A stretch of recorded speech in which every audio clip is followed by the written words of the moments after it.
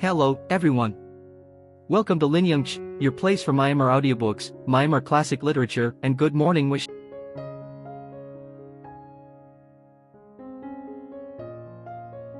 Wow. King Siddhartha, feeling pleased and joyful, proceeded to the garden, contemplating for the whole day thus. After relinquishing the sovereignty, I shall retire to the forest, and shall seek for the tranquil doctrine, Dhamma, which is free from old age, sickness and death. He stayed in the garden. In the evening, as the king mounted the royal carriage to return to the palace, a person of the king's service arrived and told the king, "Your Majesty, Queen Yasodhara has given birth to a son." On hearing the news, thinking, "This little son will hinder my intentions," he uttered immediately thus, "Ray has ceased, bondage is produced." With regard to this utterance, the young son was named Rahul. Wake up from sleep at midnight. That night the royal dancers entertained Prince Siddhartha as before with songs, music and dances. Prince Siddhartha, not enjoying the entertainments as before, went to sleep in a moment. Female attendants also stopped their music and dances, and slept there and then. Prince Siddhartha woke up in the middle of the night and getting up looked around. He saw the court attendants sleeping in disarray and felt disgusted. The entire palace appeared to be a cemetery. He made up his mind to retire that very night. Awakening the minister Channa, he have orders thus, "Channa, I shall renounce the world this very night, so saddle the horse Kandika for me." While Channa was making the horse ready, Prince Siddhartha desired to look at his son. So he went towards the door of Yasodhara's chamber and looked at his son. Renunciation. Then Prince Siddhartha travelled rigorously without rest throughout the night and at last reached the bank of Rivaranam. At that place, bank of Rivaranama, he cut off his hair and transformed himself into a monk. Telling Channa, "Friend Channa, go back and tell my father, mother and wife Yasodhara all these facts." Let Channa return to the city together with the horse. Monkhood. The Bodhisattva, making himself into a monk, resided at the Anupaya mango forest for 7 days. On the 8th day he departed from that place, and going forth reached Rajaga city. Entering the city, he went round the city accepting offering of food from the house in traditional order. Because of his extraordinary looks and personality, the whole city was in an uproarious state, and the citizens talked about him with various opinions.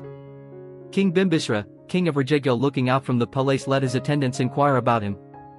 "O attendants, follow him, and look what he does. If he is a celestial being, he will ascend to the sky.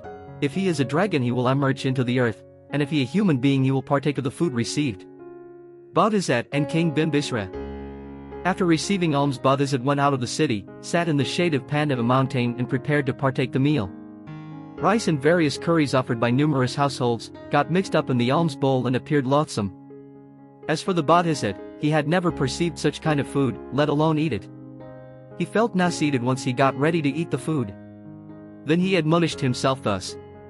"Siddhartha, haven't you become a recluse and retired to the wilderness to seek for the noble truth? As a monk you have to partake such sort of food. Now why do you feel detested and nauseated?"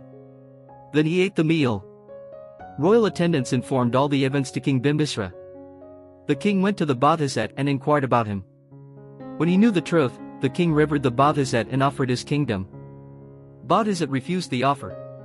The king requested thus, "Your reverence will become the enlightened Buddha. When you become thus, come to my country first of all." Bodhisattva gave his promise, saying, "Very well, your majesty." Tulra and Udaka. Bodhisattva, departing Rajaga, went to the hermit Alara and under him practiced penances. Alara was the head of the sect and was teaching many itinerant heretics. Parabhyaka was a recluse outside of the Bodhisattva. Bodhisattva exerted vigorously, and in a few days gained the knowledge attained by Alara. But he was not satisfied. Thinking such doctrine cannot lead to freedom from old age, sickness and death, he departed from Alara. Then he went to Udaka and practiced the yoga, penances. There also he did not feel satisfied, in saying the knowledge, doctrine, gained by Udaka also was not the noble truth, departed again. Group of 5, hermits. Bodhisattva arrived at Rubala forest and reciting their practiced arduous practice. Not long after, 5 hermits viz., Reverend Kandanya, Vapa, Vadaya, Manam and Asaji came to the Bodhisattva. Rev. Kandanya was the young Brahmin out of the 8 Brahmins who foretold the future of Bodhisattva, and he was the one who foretold the future of Bodhisattva to become Buddha certainly. The remaining 4 hermits were the sons of other future-telling Brahmins. Hearing the retirement of Bodhisattva, they came after him and stayed administering filial duties of the Bodhisattva. arduous practice, Dukar Karya. Bodhis diminished partaking of the food bit by bit and practiced vigorously. The rupan golden complexion of Bodhisattva became dried and dark. Only bones and skin remained. One day he became very weak and fell down in a swoon. After regaining consciousness, he got up and pondered over his condition.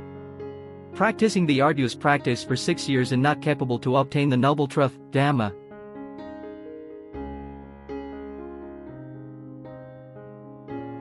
If you love Myanmar audiobooks, Burmese storytelling, and Myanmar classic literature, please subscribe and turn on notification bell so you never miss a new video. Thank you for your support.